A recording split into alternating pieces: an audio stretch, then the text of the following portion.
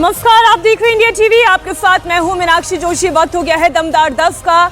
बात VBG Ramji bill 2025 पर मचे हुए सियासी घमासान की। नरेंद्र मोदी की सरकार आज लोकसभा में एक नया बिल लाने जा रही है। वो मनरेगा की जगह नया ग्रामीण रोजगार गारंटी कानून बना रही है। इस बिल का नाम विकसित भारत गारंटी फॉर रोजगार एंड आजीविका मिशन ग्रामीण बिल 2025 रखा गया है, जिसे शॉर्ट फॉर्म में वीबीजी राम जी के नाम से जाना जाएगा। इस बिल के जरिए सरकार नया रोजगार गारंटी कानून बनाने जा रही है, जो मनरेगा की जगह लेगा। इसमें 125 दिन रोजगार की गारंटी होगी, जबकि मनरेगा में 100 दिन रोजगार की गारंटी होती थी।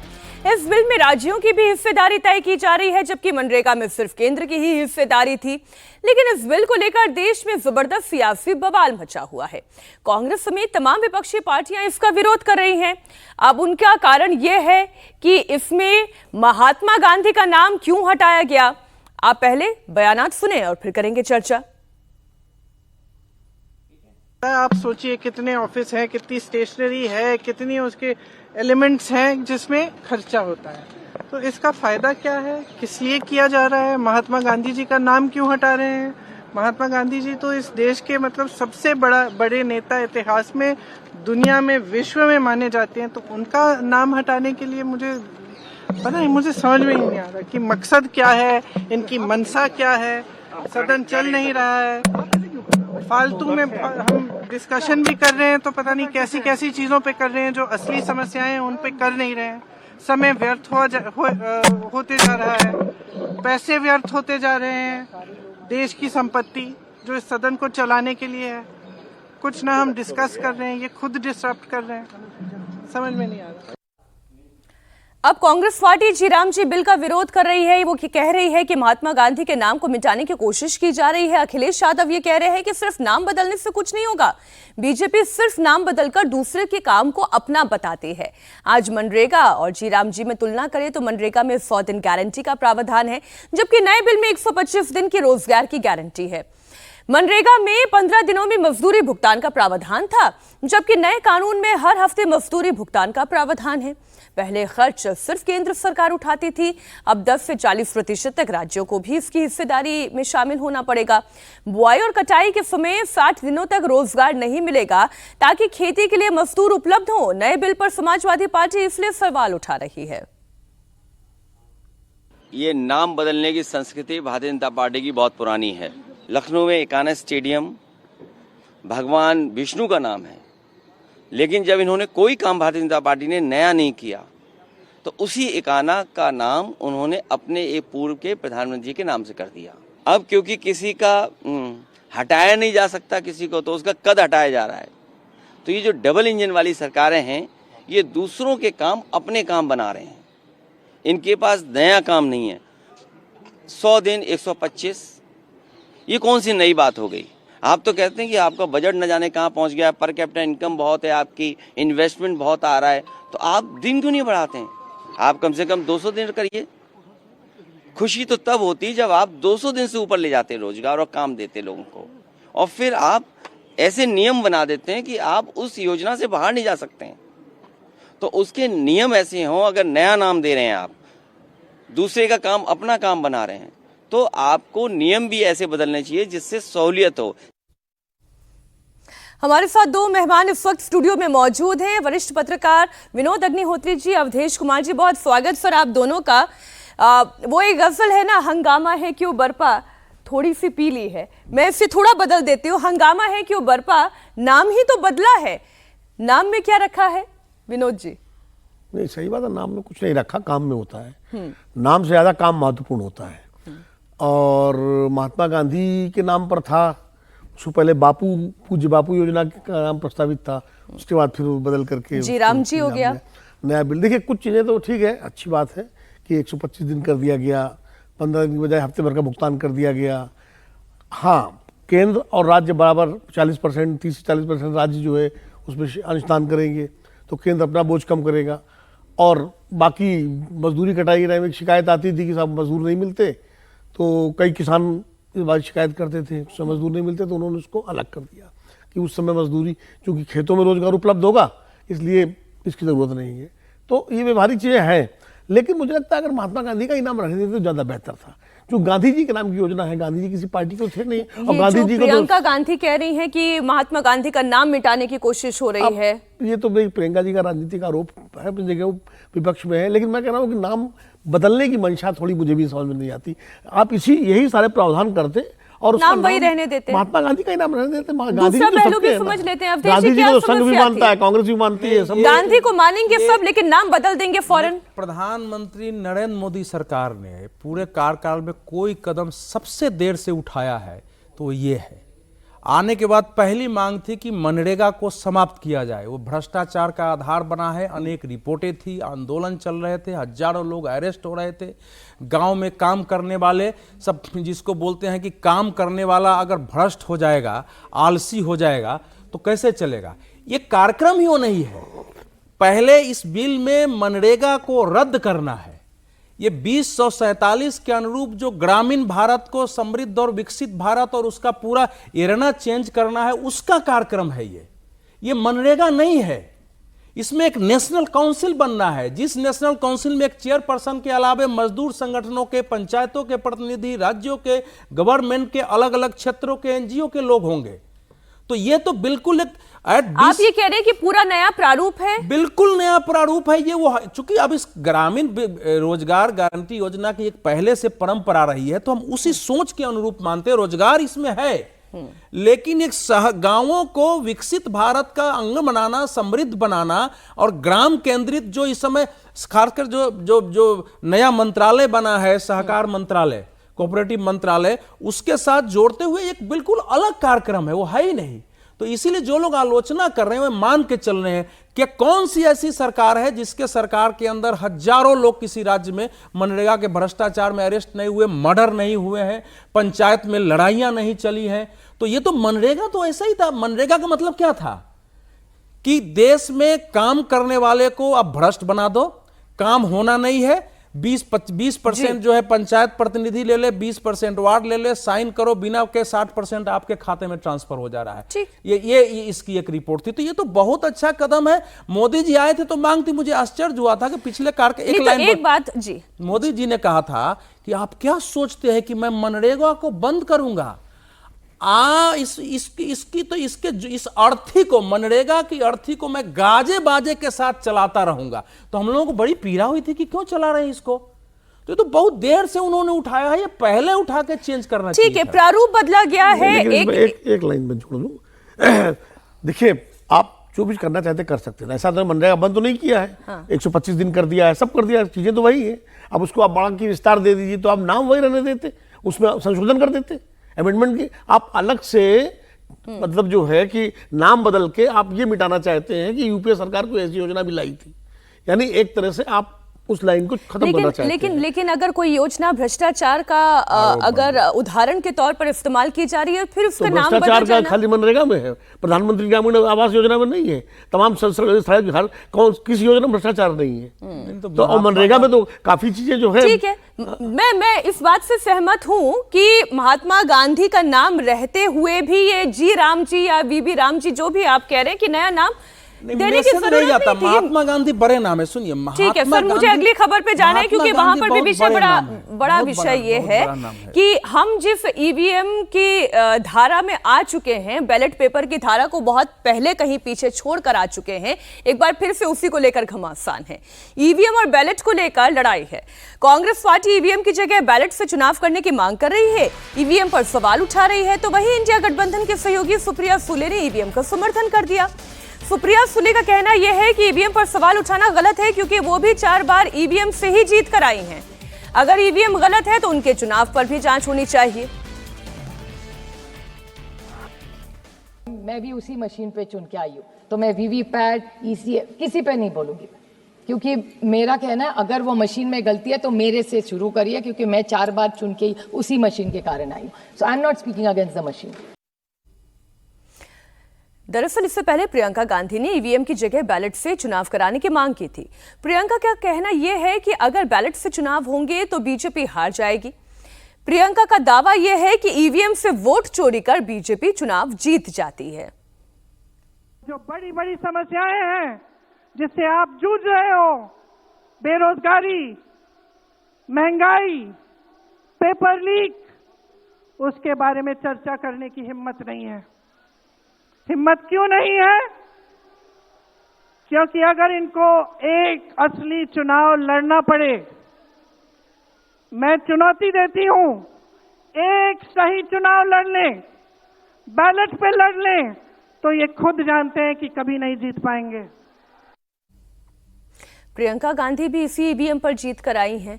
कांग्रेस पार्टी ईवीएम पर ही नहीं घिर रही है, बल्कि वोट चोरी और एसआईआर के मुद्दे पर भी घिर रही है। राहुल गांधी की पार्टी के सहयोगी दल ही सवाल उठा रहे हैं। उमर अब्दुल्ला ने वोट चोरी और एसआईआर के मुद्दे पर राहुल गांधी को घेरा है। जम्मू कश्मीर के मुख्यमंत्री का कहना यह है कि एसआईआर और वोट चोरी इंडिया गठबंधन का मुद्दा नहीं है, बल्कि ये कांग्रेस का अपना मुद्दा है। इंडिया अलायंस को इससे कोई लेना देना नहीं है।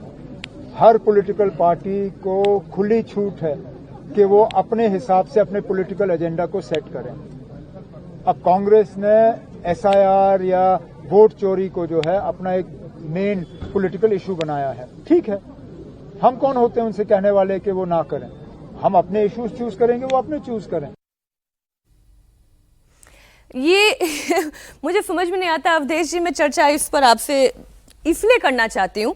प्रियंका गांधी उसी ईवीएम पर चुनाव जीत कर आती हैं, सुप्रिया सुले भी उसी ईवीएम पर चुनाव जीत कर आती है, राहुल गांधी भी उसी ईवीएम पर चुनाव जीत कर आते हैं, लेकिन चुनाव जीत जाने के बाद वो ये कहते हैं कि हमें ईवीएम पर भरोसा नहीं, हमें बैलेट पेपर पर भरोसा है।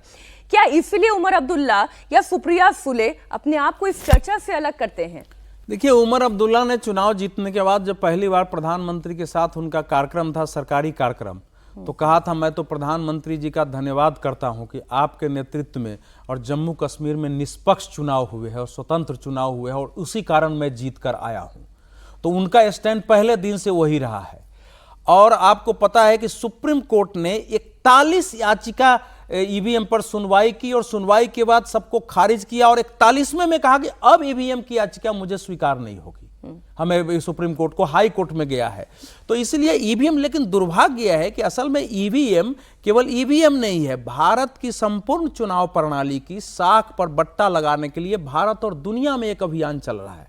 ईवीएम पर आपको याद होगा कि लंदन में बड़े कॉन्फ्रेंस हुए, कनाडा में कॉन्फ्रेंस हुए, अमेरिका में कॉन्फ्रेंस कराया गया, जा करके किया जाए। ये क्या था ये ईवीएम को लेकर? अगर सभी पार्टियों की सहमति हो तो आप करा लो, लेकिन अभी तक ईवीएम कोई गलत रिजल्ट देता है तो हुआ नहीं है। अमित शाह जी ने लोकसभा अपने भाषण में कहा कि भाई अभी तक जो है हमने मतलब 1600 बार जो है उसकी बयान करके देखा गया है और उसमें एक भी गलती नहीं पाई गई है वीवीपैट के साथ। तो इसीलिए कह रहा हूं कि ये अगर कांग्रेस ये मानती है कि उसका जनाधार अभी भी मजबूत है, केवल ईवीएम से हार रही है, तो 2013 का चुनाव उनके रहते हुए राज्यों का भाजपा कैसे जीती थी, 2014 कैसे जीत गई थी, और उनकी सरकार रहते हुए भी मध्य प्रदेश, छत्तीसगढ़ में भाजपा कैसे जीत रही थी। ये तो देखिए प्रश्न लगातार पूछा ही जा रहा है विनोद जी, लेकिन इंडिया अलायंस को लेकर मेरा सवाल है कि क्या धीरे धीरे करके एसआईआर के मुद्दे पर और ये वोट चोरी के मुद्दे पर अलायंस पार्टनर्स अलग होना चाहते हैं, कांग्रेस से अपनी राय अलग रख रहे हैं? नहीं, देखिए इंडिया अलायंस शुरू से मैं बार बार कहता हूँ वो दलों का गठबंधन है और उसमें कोई एक दल का वर्चस्व नहीं है। जैसे एनडीए है, एनडीए में बीजेपी एक बड़ा प्लेयर है और बीजेपी के सामने उसके सारे जो सहयोगी हैं वो छोटे प्लेयर हैं। एक नीतीश कुमार को आप मान लीजिए बिहार में बड़े प्लेयर हो सकते हैं।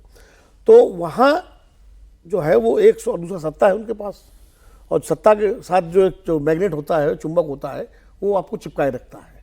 तो वहां इस तरह के सुर आपको बहुत कम मिलेंगे। हालांकि वक्त पर जैसे कांग्रेस के पास ऐसा कोई मैग्नेट नहीं है। नहीं, तो मैग्नेट नहीं है कांग्रेस के पास, लेकिन मुद्दा तो एक मैग्नेट बन सकता है। नहीं, मुद्दा मैग्नेट बन सकता है, बिल्कुल आप सही कह रहे हैं। मुद्दा मैग्नेट तब बन सकता है जब उस मुद्दे पर आप चुनाव जीत रहे हो। जैसे जाति जनगणना का मुद्दा था, अब जाति जनगणना पर सरकार को भी मानना पड़ा आखिर, और सारे विपक्षी दल एक थे ऑलमोस्ट, कोई उस पर विरोध नहीं कर रहा था। तो ऐसे मुद्दे पर फिर झुकते हैं। एसआईआर और ईवीएम का मुद्दा ये ऐसा मुद्दा है, ये चुनाव का मुद्दा नहीं है। ये तात्कालिक मुद्दे तो हो सकते हैं। अब आप देखिए एसआईआर को लेकर देखिए योगी आदित्यनाथ ने भी कह दिया भाई 3 करोड़ वोट जो है कहाँ चले गए, सब लोग ढूंढो, पता करो। मतलब अगर आरोप नहीं लगाया उन्होंने, लेकिन चिंता व्यक्त की उन्होंने। तो ममता बनर्जी की भाषा और उनकी भाषा में कोई ज्यादा फर्क नहीं है। वो भी एसआईआर, वो कह रहे वो बीजेपी के ही वोटर थे जो लापता है। तो कहीं ना कहीं एसआईआर को लेकर राजनीतिक दलों में एक आशंका है। हालांकि एसआईआर जरूरी है और हम सब मानते हैं, सुप्रीम कोर्ट बराबर इसको कह रहा है। तो इसीलिए एसआईआर का मुद्दा हो या ईवीएम का मुद्दा हो, ये बहुत चोर नहीं पकड़ता है, क्योंकि जब आप चुनाव जीत जाते हैं तो आप चुप हो जाते हैं। तो ये बात तो सही है भाई, चुनाव जीतने के अवधेश बाद जी ने एक भी बात तो- बड़ी अच्छी कही कि 2018 में तो 3 राज्य कांग्रेस जीती थी ना, मध्य प्रदेश, छत्तीसगढ़, राजस्थान, उसी ईवीएम से जीती थी। तो इसलिए कम से कम, और 2024 का चुनाव जो है, जो भाजपा 240 पे रह गई, तो अगर ईवीएम का मैनिपुलेशन होता तो 240 पे क्यों रह जाती? प्रधानमंत्री नरेंद्र मोदी की लीड घट करके 1.5 लाख पे क्यों आ जाती? तो मुझे भी लगता है कि ईवीएम की बजाय जो बुनियादी मुद्दे हैं उन पर कांग्रेस को फोकस करना चाहिए।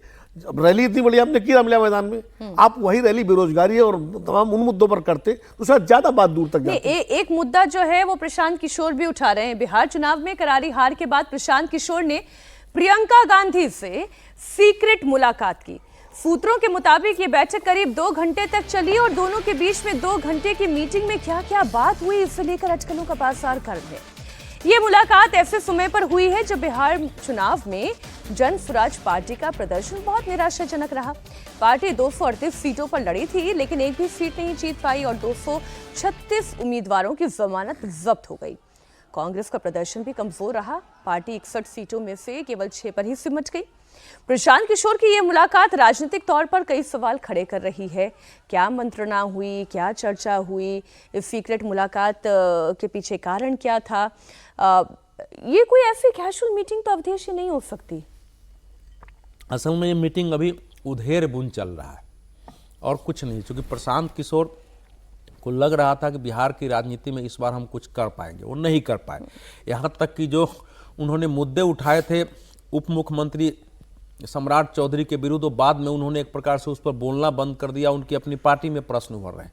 तो प्रियंका वाड्रा से उनकी मुलाकात हुई है। वो बिहार के चुनाव को प्रियंका वाड्रा भी समझना चाह रही थी कि हम लोगों ने ये उठाया था, क्या वाकई जिसकी अभी हम लोग चर्चा कर रहे हैं, तो जो मेरी जानकारी आई है कि क्या वाकई यहाँ है, क्या ईवीएम का इशू है, वोट चोरी में वहाँ क्या हुआ है, अब उसका आगे पता चलेगा।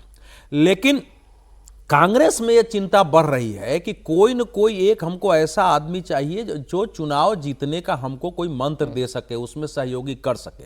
तो उसी उधेर बुन में ये विषयों को लेकर उनकी बातचीत हुई है। इस बातचीत से कोई बड़ी राजनीति का निकलेगा ऐसा मुझे नहीं लगता है। क्या प्रशांत किशोर एक बार फिर से अपने पुराने वाले ट्रैक पर ही आ रहे हैं? देखिए मीनाक्षी, कांग्रेस पार्टी के लिए चाणक्य की भूमिका प्रशांत निभाएंगे? किशोर के पीके और पीजी, प्रियंका गांधी और प्रशांत हाँ, किशोर, वो कहा जाता है उनको पीजी के नाम से बुलाया जाता है कांग्रेस के भीतर, आरजीपीजी ये कहा जाता है। पीके और पीजी के बीच में पॉलिटिकल केमिस्ट्री और इक्वेशन बहुत अच्छी रही शुरू से। जब 2017 में प्रशांत किशोर ने कांग्रेस से काम शुरू किया था, देखा था यूपी में, तब भी प्रियंका गांधी की पहल पे किया था और राहुल गांधी से भी मिले थे और प्रियंका गांधी ही उसमें बहुत मुख्य सूत्रधार थी। इसके बाद जो 2022 में प्रशांत किशोर और कांग्रेस के नेताओं के बीच बैठक हुई और 8-8 घंटे के प्रेजेंटेशंस हुए, वो सब प्रियंका गांधी की उसमें बड़ी भूमिका थी। और कांग्रेस से अलग होने के बाद, मतलब कांग्रेस शामिल तो नहीं हुए, लेकिन नाता तोड़ने के बाद जो उनका था, वो उन्होंने अपनी पार्टी बनाई, तब भी प्रियंका गांधी से उनका कम्युनिकेशन बना रहा। और इसीलिए प्रियंका गांधी को लेकर उन्होंने जो प्लान बनाया था 2017 का, अगर वो कांग्रेस एग्जीक्यूट करती तो काफ़ी कुछ अलग नतीजे होते। कांग्रेस ने नहीं किया। तो प्रियंका और पीके के बीच में अच्छी केमिस्ट्री है और मुझे लगता है कि चूंकि चुनाव कांग्रेस भी हारी पूरी तरह से, अपेक्षित रिजल्ट नहीं आए, पीके भी हार गए, तो कई बार क्या होता है जो मैदान में हारते हैं उनके बीच में एकता बनती है। जीतने वालों के बीच में तो प्रतिस्पर्धा होती है और हारने वालों के बीच में एक एकता बनती है। कुछ उसी तरह की स्थिति। और बिहार में कांग्रेस अब एक नई संभावना तलाश रही है। मैं बता दूं आपको कि कांग्रेस को जो फीडबैक मिला है वो ये है कि आरजेडी के साथ जब तक आप रहेंगे तब तक आप बिहार में अपनी जड़ें नहीं वापस पा पाएंगे। तो कांग्रेस कुछ उस दिशा में भी सोच रही है, कहीं इस मीटिंग से उसका भी कुछ रास्ता निकल सकता है। खबर बीजेपी की भी है। बीजेपी के नए कार्यकारी अध्यक्ष नितिन नवीन ने दिल्ली में अपना कार्यभार संभाल लिया है। 26 के चुनाव के लिए नई टीम भी बनने लगी है। बीजेपी ने 2 राज्यों के लिए अपने नए चुनाव प्रभारियों के नाम की घोषणा कर दी है। केंद्रीय मंत्री पीयूष गोयल को तमिलनाडु का चुनाव प्रभारी बनाया गया। उनके साथ अर्जुन राम मेघवाल और मुरलीधर मोहोल सह प्रभारी की भूमिका निभाएंगे। विजयंत पांडा असम चुनाव की जिम्मेदारी संभालेंगे। विजयंत पांडा असम के चुनाव प्रभारी हैं, तो उनके साथ सुनील शर्मा और दर्शनाबेन जरदोश सह प्रभारी बनाई गई हैं। तो असम और तमिलनाडु की जानकारी आपके सामने है। बीजेपी नितिन नवीन के लिए तेजी से नई टीम बना रही है। यूपी में कुर्मी समाज से आने वाले पंकज चौधरी को सूबे की कमान सौंपने के बाद अब बिहार में वैश्य समाज से आने वाले संजय सरावगी पर दांव खेला गया है। बीजेपी ने दिलीप जायसवाल की जगह संजय सरावगी को राज्य का नया अध्यक्ष बनाया है। संजय सरावगी बिहार के दरभंगा जिले से भाजपा के बड़े नेता हैं। बिहार के बाद अब बंगाल 27 का ये जो नवीन प्लान बनाया गया है, ये कैसे बंगाल में वो नवीनता लेकर आ पाएगा? वो नवीन है और यहाँ नवीनता चाहिए। मीनाक्षी, ऐसा है कि ये बंगाल के बारे में नवीन जी के अध्यक्ष बनने के पहले से भारतीय जनता पार्टी कोई अध्यक्ष बनेगा इसके लिए भी इंतजार नहीं करती है। भारतीय जनता पार्टी सतत काम करने वाली है। आपको पता है कि अलग अलग जोन बनाकर जोन की दृष्टि से प्रभारी पश्चिम बंगाल के पहले से घोषित हो गए हैं। राज्य का तो छोड़िए, जोन वाइज हो चुके हैं, लोगों को जिम्मेवारी दे दी गई है। तो उनके आने के समय ही ये घोषणा हुई है उनके साथ। और 26 भारतीय जनता पार्टी के लिए चुनौती एक चुनाव की दृष्टि से भी है और इस दृष्टि से भी है कि जो इशू इतना बड़ा देश में बना है SIR का, और जो घुसपैठियों का इशू है, और वहां के भारतीय जनता पार्टी के लोग जो संघर्ष करते रहे, उनको जो साथ सहयोग प्रशासन का नहीं मिला है, उसमें इस बार भारतीय जनता पार्टी को करके दिखाना है। तो ये भारतीय जनता पार्टी एक सामूहिक नेतृत्व के में चलती है। किसी चुनाव के जीत हार का किसी ना अध्यक्ष के जिम्मेवारी होती है ना, सब मिलजुल के काम करते हैं। लेकिन नितिन नवीन के आने के बाद अगर भारतीय जनता पार्टी पश्चिम बंगाल में या असम में, असम तो पहले से भी जीत ही रहे हैं, वो सब में अच्छा करती है, तो माना जाएगा कि हाँ, एक अच्छे मंगलकारी अध्यक्ष जो है हमारे यहाँ आए हैं। इतना ही उसमें है। अभी तो शुरुआत उन्होंने किया है, उनको परफॉर्म करके दिखाना है। नई पीढ़ी के नेता हैं, अभी तक उनके जिम्मे नेतृत्व का कोई बड़ा काम नहीं था। युवा मोर्चा में रहे थे पहले, तो ये तो उनको भी परफॉर्म करना है। एक जनरेशनल शिफ्ट भी इसमें दिखाई दे रहा है और वो राज्यों में भी दिखाई दे रहा है। बंगाल वैसे ही बहुत डिफिकल्ट टफ है, तमिलनाडु भी आसान नहीं है। असम में हम ये कह सकते हैं हिमंत बिस्वा शर्मा हैं, तो कुछ रहा यहाँ पर बीजेपी के लिए आसान पहले से, क्योंकि वो ऑलरेडी सरकार में है। कितनी मुश्किल चुनौती है इस वक्त नितिन नवीन के सामने? नहीं, चुनौती तो हमेशा बनी ही रहती है। और तीनों राज्य जो आपने बताया, आसाम को लेकर के हम सभी मानते हैं कि भाई वहाँ हेमंत बिस्वा शर्मा ने का एक होल्ड है, और कांग्रेस अभी उस तरह से बहुत चुनौती देने की स्थिति में सामने दिखाई नहीं पड़ रही है। तमिलनाडु में चूंकि बीजेपी का मुख्य स्टेक नहीं है, मुख्य स्टेक वहाँ उनका गठबंधन का है, AIDMK का है, DMK के मुकाबले, लेकिन वहाँ भी स्टालिन की पकड़ अभी तक मजबूत बताई जाती है जिस तरह से। बंगाल भी बहुत टफ है, पिछली बार बहुत मेहनत की थी बंगाल में। मुझे लगता है कि नितिन नवीन अकेले कुछ कर पाएंगे ये, क्योंकि वो जो अवधेश जी ने कहा, भारतीय जनता पार्टी में सामूहिक नेतृत्व तो बहुत बड़ी चीज़ है, और सामूहिक नेतृत्व में फिर मुख्य रूप में आज भी किरदार वहाँ प्रधानमंत्री नरेंद्र मोदी और अमित शाह हैं जी। अब जैसे नड्डा जी थे तो नितिन नवीन आ जाएंगे साथ में, अगर अध्यक्ष का होता है नड्डा जी साथ रहेंगे, बाकी राजनाथ सिंह हैं और बाकी नेता हैं। लेकिन मुख्य भूमिका वहाँ चाहे बंगाल हो, चाहे आसाम हो, चाहे तमिलनाडु हो, नितिन जी की भूमिका ये जरूर रहेगी कि वो संगठन का जो कामकाज है, ड्यूटी लगाना है, लोगों की जिम्मेदारियां देना है, वो सब करेंगे। लेकिन जो मास अपील है जो लीडर की होती है, तो मोदी जी की है, और स्ट्रेटजी रणनीति अमित शाह की है। तो जो भी परीक्षा कसौटी होनी है वो नितिन नवीन से ज्यादा इनकी ही होनी है तीनों राज्यों में। देखो, जनरेशन शिफ्ट जो हम कह रहे हैं ना, वो इस प्रकार से नहीं हो कि एक धक्का दे के और सब कुछ चेंज कर दो। भारतीय जनता पार्टी ने नरेंद्र मोदी के नेतृत्व में दिखाया कि कोई एक नियम नहीं है, कन्वेंशन 75 साल है फिर 75 साल नहीं है, तो नए भी हैं पुराने भी हैं। आप देखेंगे मैं इसे सम अप कर दूं sir, unconventional is the conventional.